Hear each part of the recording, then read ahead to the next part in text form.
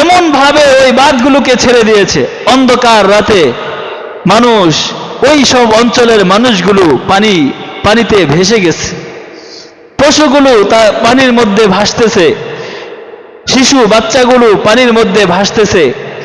শিশু তাদের এরকম এক অবস্থা, একটা ছবি, একটা ছোট্ট বাচ্চার ছবি ভাইরাল হয়েছে, সেখানে আপনারা দেখেছেন ওই বাচ্চা যেন বলতেছে যে আমি এমন এক পরিস্থিতিতে আমার চোখ দিয়ে কান্নার পানিও জমিনে ফেলতে পারছি না, যদি আমার চোখের পানি বের হওয়ার কারণে এই বন্যার পানি বেড়ে যায় তাহলে তো মানুষের ক্ষতি হবে, ঠিক কিনা? এই এক অবস্থা, করুণ দৃশ্য আজকে বাংলার জমিনে হচ্ছে। তো এটা ইনসাফ না, এটা কি না? এটা ইনসাফ না, এটা আমাদের উপর জুলুম করা হচ্ছে। এজন্য আমাদের সবাইকে বুঝতে হবে, শুধু এক জুলুমকারীর থেকে রক্ষা পেয়েছি এটাই শেষ না, একজনের থেকে রক্ষা পেয়েছি এটাই শেষ না। সে ওইখানে যে ঘর বেঁধেছে, এখন তার সাথে সংসার করে ষড়যন্ত্র করছে কিভাবে বাংলাদেশকে ক্ষতিগ্রস্ত করা যায়, ঠিক কিনা? এখন তারা নীল নকশা আঁকতেছে যে বাংলাদেশকে কিভাবে ক্ষতিগ্রস্তের মধ্যে ফেলা যায়। এভাবে তো অর্থনৈতিকভাবে ধ্বংস করে দিয়েছেই, এটার তো কোনো হিসাব নাই।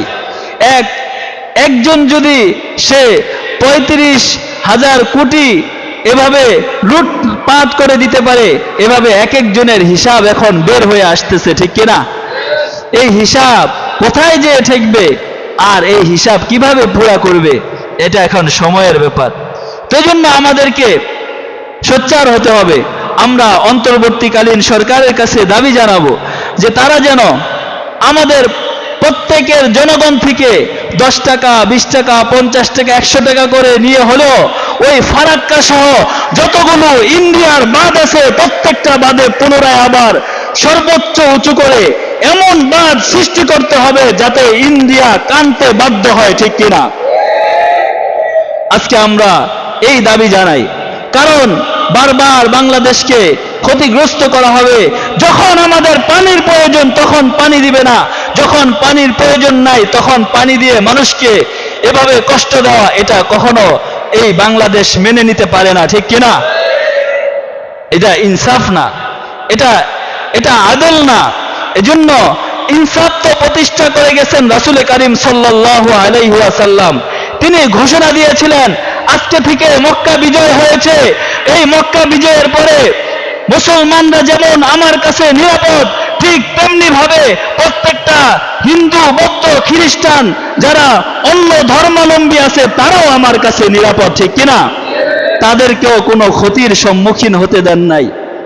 কিন্তু আজকে তারা কি করে?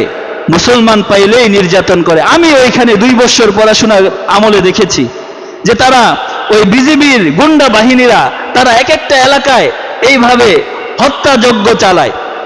এটা আমরা কিছুদিন পূর্বে দেখেছি, যখন এই যে 15 আগস্ট, 1 আগস্ট থেকে আন্দোলন শুরু হয়েছে। 15 আগস্টের পরে আমাদের দেশে ইন্টারনেট সহ প্রত্যেকটা যোগাযোগ মাধ্যম বন্ধ করে দিয়েছিল।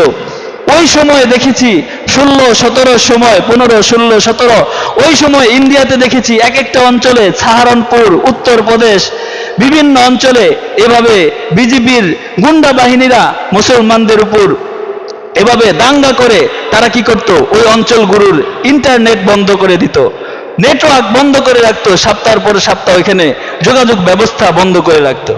এগুলো তাদের থেকে শিখতে শিখতে আমাদের দেশ পর্যন্ত এসেছে, এখন আমাদের দেশেও প্রয়োগ হয়েছে। সেজন্য আমাদের মুমিন বান্দার পরিচয় হবে যে ইনসাফ প্রতিষ্ঠা করা। কিন্তু কাফের বেঈমানরা কখনো কি করবে না? ইনসাফ প্রতিষ্ঠা করবে না, কারণ তারা সব সময় মুসলমানের বিরুদ্ধে ছিল। আর এই মোদি হচ্ছে চরমপন্থী এক হিন্দু পণ্ডিত, সে হচ্ছে মুসলমানদের রক্ত চুষে নেওয়ার জন্য নীল নকশা এঁকে রেখেছে। এজন্য বারবার মুসলমানের উপর বিভিন্নভাবে সে জুলুম আর নির্যাতন করেছে, ঠিক কিনা? অসংখ্য মানুষ তার মাধ্যমে জুলুমের শিকার হয়েছে। আমরা ওই ইন্ডিয়া থাকতে দেখেছি মানুষের উপর তার বাহিনী দিয়ে কিভাবে জুলুম আর নির্যাতন করতে পারে। একটা গরু জবাইয়ের প্রতিদান সে 10 বছর জেল পর্যন্ত ওই মুসলমানদেরকে জেলে খাটিয়েছে, তাদের উপর পুরো এলাকার মুসলিম একেবারে শূন্য করে দিয়েছে। এইভাবে সে নির্যাতন চালায়। এজন্য তারা কখনো বন্ধু দেশ হইতে পারে না।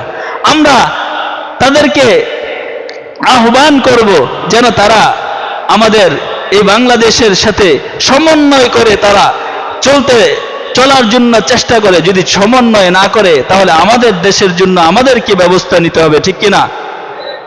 এজন্য আমাদের মুমিনের পরিচয় বলতেছিলাম যে মুমিন বান্দা তার যদি সে পরিপূর্ণ মুমিন হতে পারে, তার জন্য আসমান কাঁদে, জমিন কাঁদে, তার জন্য এই জমিনবাসী কাঁদতে থাকে আর তার জন্য আফসোস করতে থাকে যে আজকে এই বান্দা দুনিয়া থেকে চলে গেছে, সে আর আমল করবে না, তার জন্য রিজিকের দরজা বন্ধ হয়ে যায়, তার জন্য আসমানের আমলের দরজা বন্ধ হয়ে যায়। এজন্য আসমান জমিন কাঁদতে থাকে। এজন্য আমাদেরকে ওই পরিপূর্ণ মুমিন হতে হবে। কি হতে হবে? পরিপূর্ণ মুমিন হতে হবে।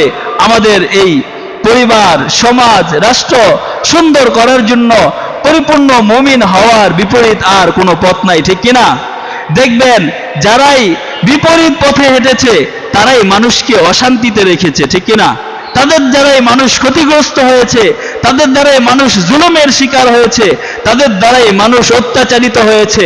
এজন্য আমাদের করণীয় হচ্ছে আজকে থেকে আমরা এই সবক নেই, এই শিক্ষা নেই যেন আমার দ্বারা কোনো একটা মানুষ কষ্ট না পায়। কি না পায়? একটা কষ্ট না পায়। তাহলে আমার দ্বারা যেন আমার ফ্যামিলির সদস্যদের জন্য যেমন আমার সৎ ব্যবহার, উত্তম আচরণ থাকবে, ঠিক আমার ফ্যামিলিতে যেই লোকটা কাজ করে, কর্মকর্তা আছে, তার সাথে আমার উত্তম আচরণ থাকবে। এইভাবে প্রত্যেকটা স্তরে ব্যবসা প্রতিষ্ঠান সহ প্রত্যেকটা জায়গায় যদি আমরা ইনসাফ প্রতিষ্ঠা করতে পারি তাহলে পুরা এই দেশটাকে শান্তিতে পরিপূর্ণ করে দিবেন কে? আল্লাহ পাক রব্বুল আলামিন আমাদেরকে বোঝার এবং আমল করার তৌফিক দান করুন। আল্লাহ পাক রব্বুল আলামিন সূরা নাহলের 90 নম্বর আয়াতের মধ্যে এই ইনসাফের ব্যাপারে বলেছেন যে তাফসীরের মধ্যে আসছে আল্লাহ পাক রব্বুল আলামিন যদি কোরআনুল কারীমের মধ্যে আর কোনো আয়াত নাজিল না করতেন, শুধু এই একটা আয়াতই নাজিল করে মানুষদের চলার জন্য বিধান হিসেবে দিয়ে দিতেন, তাহলে এই আয়াতটাই সমগ্র জাতির জন্য যথেষ্ট ছিল। কি ছিল? যথেষ্ট ছিল। কারণ এই এক আয়াতের ভিতরে আল্লাহ পাক রব্বুল আলামিন যে কথাগুলোকে তুলে ধরেছেন এর মধ্যে প্রত্যেকটা বিষয় বের করা সম্ভব। প্রতিটা বিষয়ের হালাল হারাম, ন্যায় অন্যায়, অপরাধ, ইনসাফ, এইভাবে প্রতিটা বিষয় এখান থেকে বের করা সম্ভব।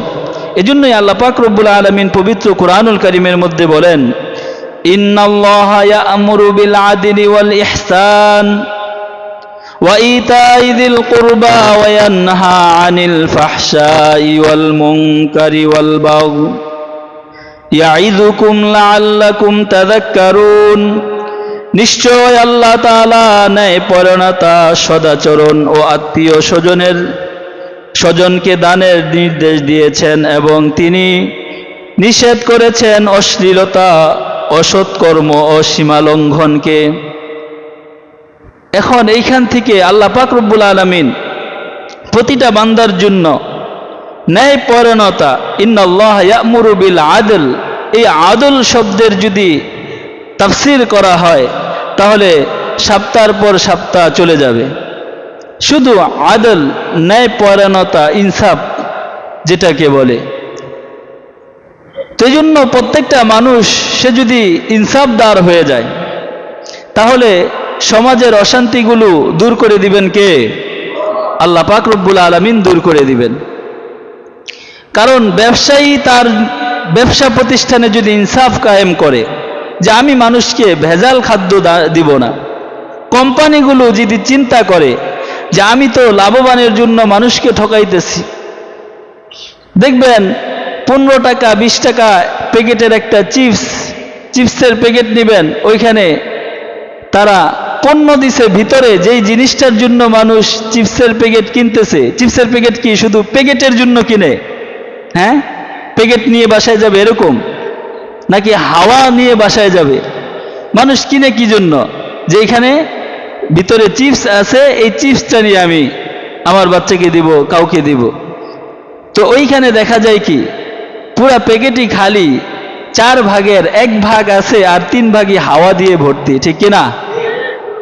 এটা কি ইনসাফ হইল? সে তার ব্যবসার জন্য মানুষকে ঠকাইতেছে।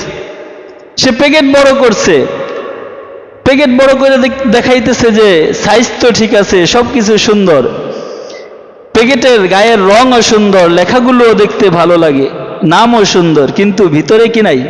যে জন্য মানুষ এটা নিচ্ছে ওইটাই নাই।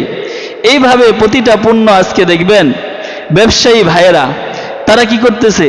ভেজাল পণ্য দিতেছে বাজারে, যেটা আসল জিনিস ওটার নামগন্ধ নাই। আমরা বিভিন্ন পত্রিকা, বিভিন্ন খবরের দেখেছি যে তারা কি করতেছে? বিভিন্ন জিনিস, এই যে আম ম্যাঙ্গো জুস বানাইতেছে, আমের কোনো খবর নাই, ওইখানে দেখা যাচ্ছে যে তাদের স্যাগারিন বিভিন্ন পচা গন্ধ দিয়ে ভরে রাখছে। এগুলো বাচ্চাদের জন্য দেওয়া হচ্ছে। এটা কি উপকারী না ক্ষতিকর? এটা ক্ষতিকর। এটা তারা ইনসাফ প্রতিষ্ঠা করেছে? ইনসাফ প্রতিষ্ঠা করে নাই। তারা এটা ন্যায়ের পথে নাই, তারা ওই দিক থেকে অন্যায়ের পথে আছে। এইভাবে ক্ষুদ্র থেকে শুরু করলে আপনি দেখবেন একেবারে বৃহত্তর পর্যন্ত, আন্তর্জাতিক পর্যন্ত সবাই এরকম ইনসাফের উপর জুলুম করতেছে। এটাও কি জুলুম?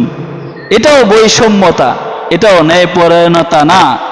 এজন্য এই ইনসাফ যদি মানুষ প্রত্যেকে নিজের জায়গা থেকে ইনসাফ প্রতিষ্ঠা করে, তাহলে এই দেশে অশান্তি থাকবে না, মানুষ ঠকবে না, মানুষের মধ্যে অস্থিরতা থাকবে না।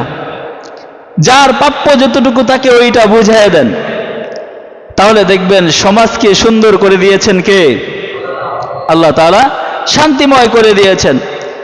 পুরুষ মানুষ যে বিয়ে করেছে, ওই মানুষটা দেখবেন বাহিরে গেলে অনেক সুন্দর আচরণ, মানুষের সাথে, বন্ধুদের সাথে হাসি তামাশা করে সে সময় কাটায়, বান্ধবীদের সাথে এমনভাবে মেলামেশা করে যে তার সাথে তার অনেক অন্তরঙ্গ সম্পর্ক।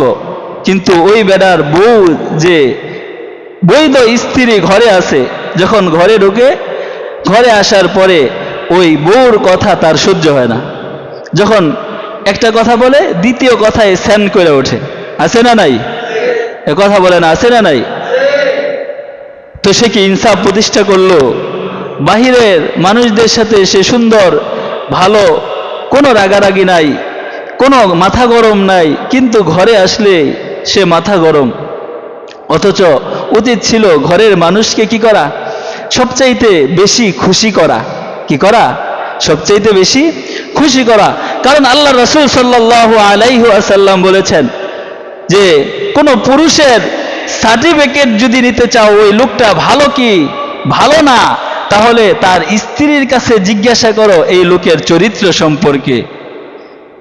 তো যার স্ত্রী যার ব্যাপারে সাপোর্ট দেয় যে না, আমার পুরুষ সবচাইতে উত্তম পুরুষ, দুনিয়ার মধ্যে সবচাইতে ভালো পুরুষ, ওই পুরুষটা আসলেই ভালো পুরুষ।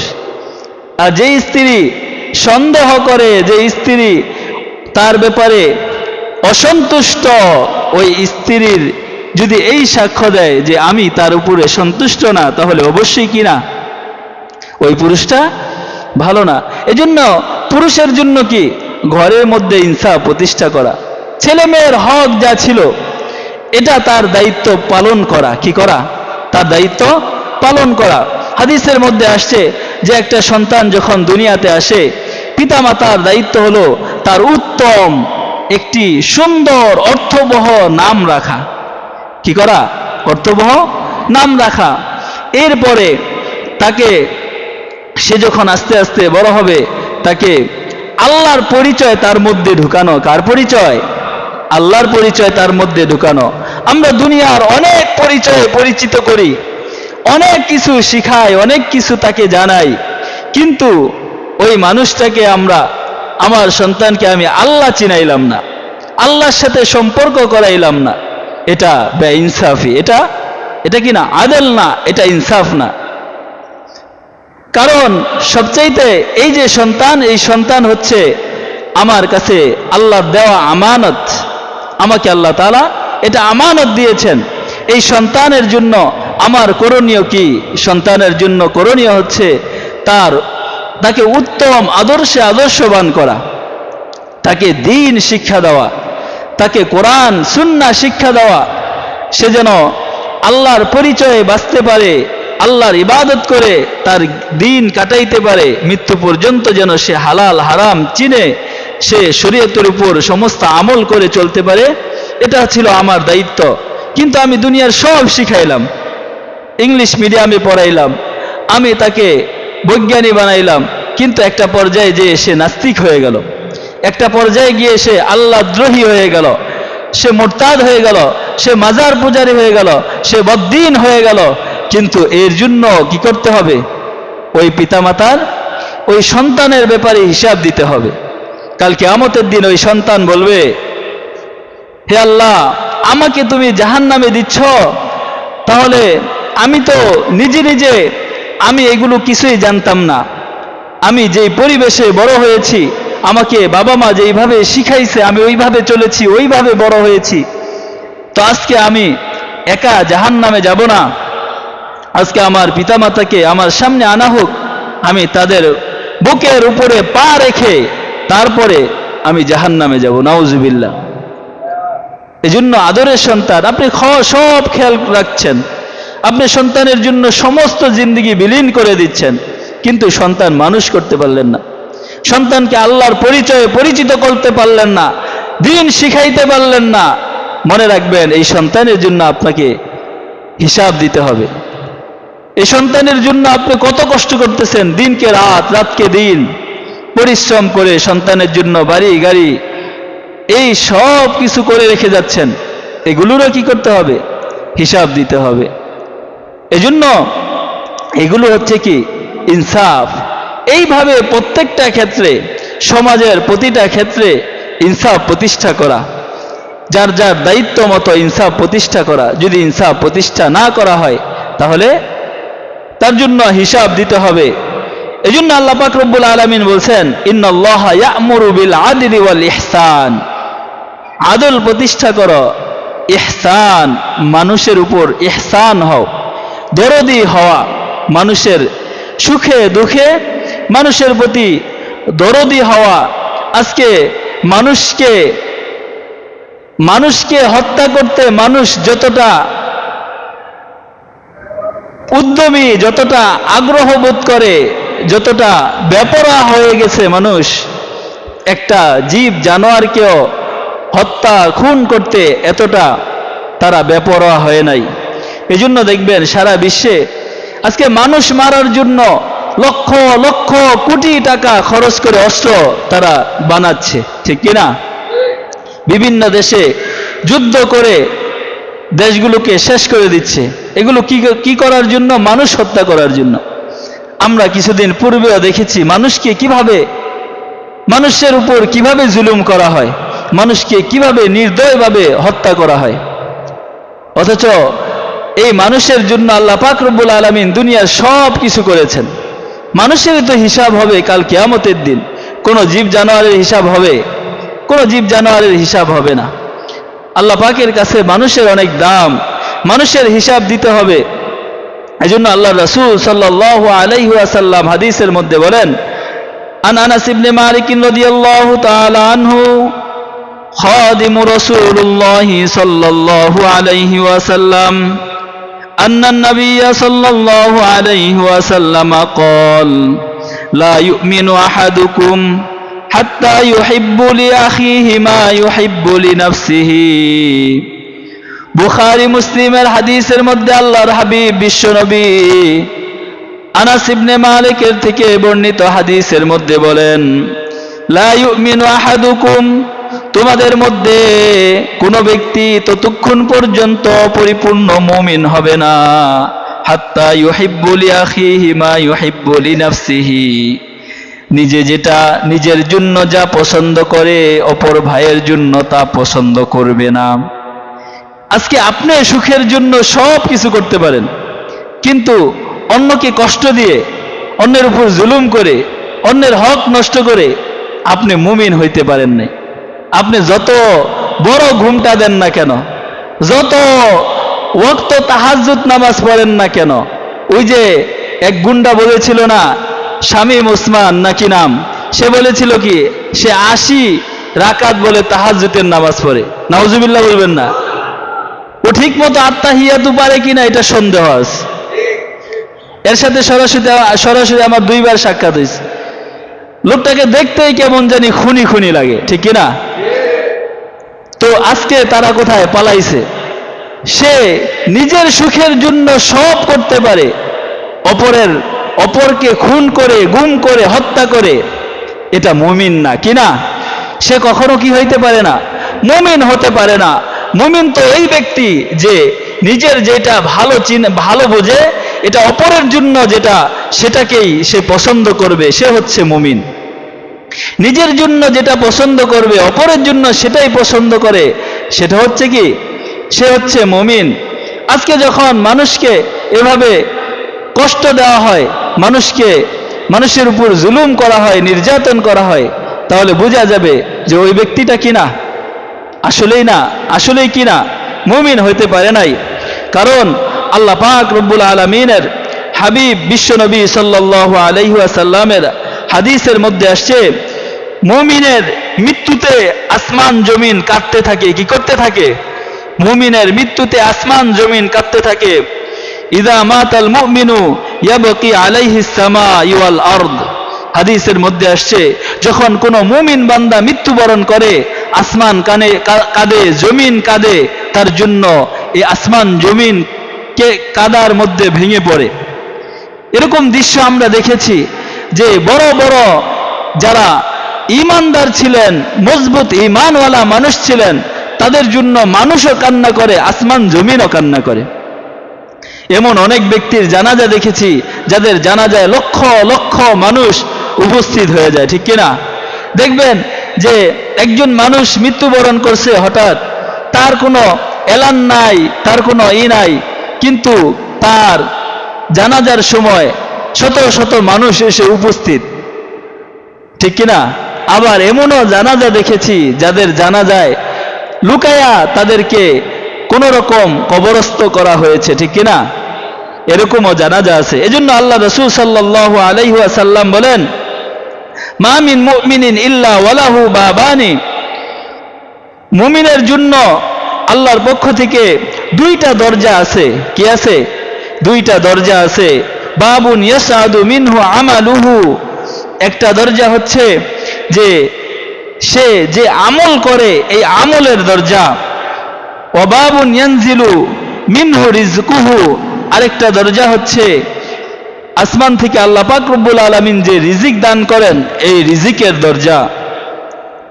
যখন নাকি ওই বান্দা মৃত্যুবরণ করে, ফাইদা মাতা বাকায়া আলাইহি, তার জন্য ওই বান্দা যদি মুমিন হয়ে থাকে, তাহলে ওই বান্দার জন্য এই 2টা দরজা কান্না করতে থাকে। কারণ কি? ওই মুমিন বান্দার জন্য তার আফসোস করতে থাকে যে হায়, আজকে ওই মুমিন বান্দা আর আমল করবে না, আসমান পর্যন্ত আমার কাছে আমল পৌঁছবে না। এজন্য আসমান তার জন্য কান্না করতে থাকে। কি করতে থাকে? কান্না করতে থাকে। এবং রিজিকের জন্য ওই যে দরজা খোলা হয়েছিল, ওই দরজা দিয়ে রিজিক আসতো প্রতিনিয়ত। ওই বান্দা মৃত্যুবরণ করার কারণে তার কাছে রিজিক আসবে না, ওই দরজা বন্ধ হয়ে যাবে। এজন্য ওই দরজা কি করতে থাকে? কান্না করতে থাকে। এজন্য আল্লাহ তাআলা পবিত্র কোরআনুল কারীমের মধ্যে বলেন, ফামা বাকাত আলাইহিমুস সামাউ ওয়াল আরদু ওয়া মা কানু মুনজিরিন। যে আল্লাহ তাআলার জমিনে এমন কিছু বান্দা আছে যাদের জন্য এই জমিন এবং আসমান কান্না করতে থাকে। কি করতে থাকে? জমিন এবং আসমান কান্না করতে থাকে। কাদের জন্য কান্না করবে? ওই ব্যক্তি যদি পরিপূর্ণ মুমিন হয়, ওই ব্যক্তি যদি ইনসাফদার হয়, ওই বান্দা যদি ন্যায় পরায়ণ হয়, অসৎ কাজ থেকে বেঁচে থাকে, তাহলে তার উপর কি করবে? ওই জমিন এবং আসমান কান্না করবে। ঠিক কিনা? কথা বলেন ঠিক কিনা? দেখবেন আজকে আমাদের এই যে অঞ্চলে কিছু মানুষ পানিবন্দী হয়ে গেছে। আজকে আমরা এতদিন ঘোষণা শুনছি বন্ধু দেশ, বন্ধু দেশ।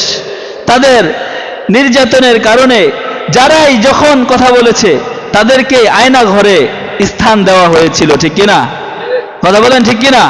তাদেরকে আয়না ঘরে তাদের অবস্থান হয়েছে। আমরা দেখেছি ফাহাদ হত্যার কারণ ওই বিশ্ববিদ্যালয়ের ফাহাদ যখন ওই গুন্ডা বাহিনী মোদির বিরুদ্ধে, ইন্ডিয়ার বিরুদ্ধে যখন লিখেছিল যে তারা এরকম এরকম ষড়যন্ত্র করছে বাংলাদেশের ভূখণ্ডের ব্যাপারে, তখন তাকে ওইখানে কি করেছে? কিছু সন্ত্রাসীরা তাকে হত্যা করেছে। এভাবে বিভিন্ন সময় আবু তোহা আদনান যখন এই ব্যাপারে কথা বলেছে তখন তাকে গুম করা হয়েছিল। এইভাবে যতজনকে আমরা দেখেছি কথা বলতে, তখন তাকে গুম আর ওই আয়না ঘরে তাকে আবদ্ধ হতে হয়েছে, তার উপর এভাবে জুলুম করা হয়েছে।